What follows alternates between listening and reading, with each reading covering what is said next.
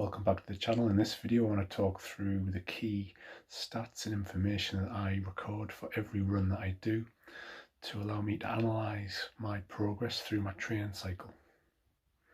So even though I have access to Strava, Training Peaks and the Stryd Power Center, I still track information on my writing device, the Remarkable 2. So using Strava, Training Peaks and Stryd I extract key information that I believe is important. I also use that information to calculate an extra statistic that helps me analyse my aerobic capability, and hopefully that could help you as well. So let's go through exactly what I track for every run that I do. Okay, so we're just looking at an example of this week. I'm in my final week before the Manchester Half Marathon, and on Monday the 4th of October I actually did a double run. So you can see here the plan was to do 1 hour very easy, 10 to 11k in total, but what I actually did was a morning run and an afternoon run. I quite like to do that. It just takes a bit of the pressure off. I find it much easier to go out and run for half an hour, and then the idea of going out again for another half hour than going out for a full hour. So I just like to mix it up a bit. So the key information that I'm recording for each run, quite simply, is the total mileage. So I like to work in kilometers, but it doesn't really matter. I actually work in both. I'm a bit strange like that, but I like to track kilometers, total time. So you can see here I did 6 kilometers in 31:42, nice and easy. That worked out as 5:16 per kilometer. Using the Stryd power meter, it was 250 watts, which is, for me, it's just getting into zone 1, very easy. And you can see my heart rate averaged 128 beats per minute, which is nice and low for me. Suggests a very easy aerobic run. That converted to 8.5 minutes per mile approximately, and this is the figure here. So this 1094, this is a calculation that you may have come across or you may not, but I find it very useful to standardize running, to compare runs over time. So this is what's called beats per mile. So what you do to calculate beats per mile is you take the 8 minutes and 33 per mile and you multiply it by the number of beats per minute, and that calculates how many times your heart's beating on average per mile. So in this case it's about 8.5-ish, multiplied by 128 comes to 1094 beats per mile. We'll compare that to the afternoon run in a moment, but before I do that, just to state that I also like to look at the average wind conditions. So on this run, Strava was telling me it was 8 miles per hour, and I also track the dew point, which in the UK is becoming less of an issue.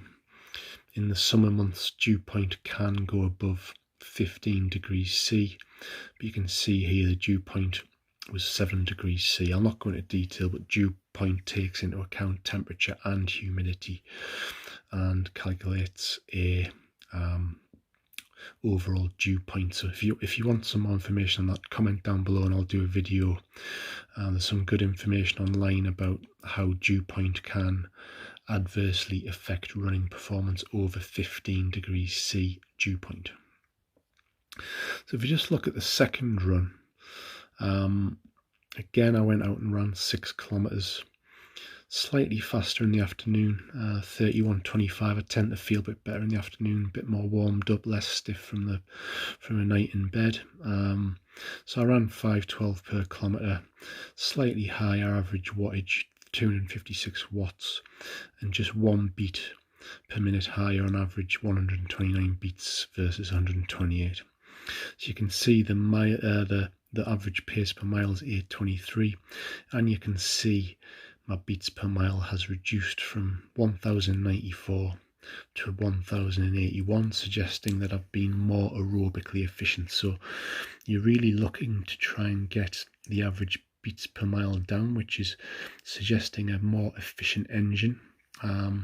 If you consider your heart as an engine, it suggests the heart is working a lot more efficiently. So that's what I'm tracking. Let's head on over now to a little spreadsheet that I've put together that can help look at trends over time when we're looking at this figure of beats per mile. Okay, so I've put together this very simple spreadsheet with just basically a list of, this is just 2 weeks worth of data, last week and this week. So a very basic data table, number of runs down the side, date of the run, type of run, pace, that's converted with the seconds to decimals, which is required as we've seen to calculate the beats per mile calculation. Average heart rate. Just a quick word on heart rate. It's obviously important to have a good heart rate monitor. I've used a lot of different heart rate monitors over the years, and some of them are more reliable than others. Certainly the wrist heart rate on Garmin watches, for example, are very inaccurate and drop in and out all the time and are just pretty useless for this. It's really important to have an accurate heart rate monitor. I would recommend the Polar Verity Sense, which is quite a new type of heart rate monitor which actually just goes on the arm. It's a lot more unintrusive than the chest straps. If you want more information on the Polar Verity Sense, just comment down below. So I use the Polar Verity Sense, and in terms of pace, I use a Garmin. It's a 645 Music Garmin, but I actually have the Stryd power meter pod set up to track distance.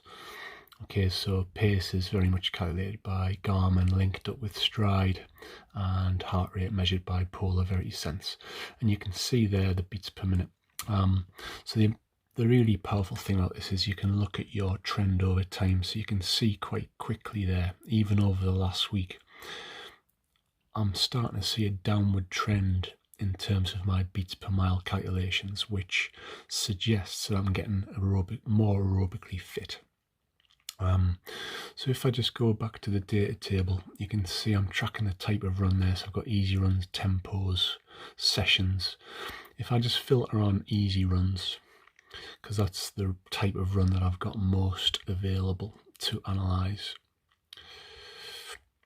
and just filter on that refreshes the graph.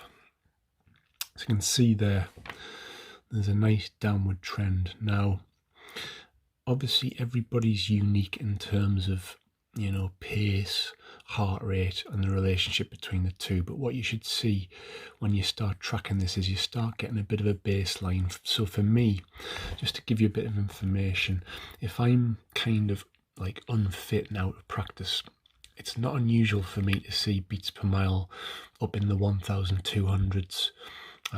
If I've become really unfit, it could even go to 1300.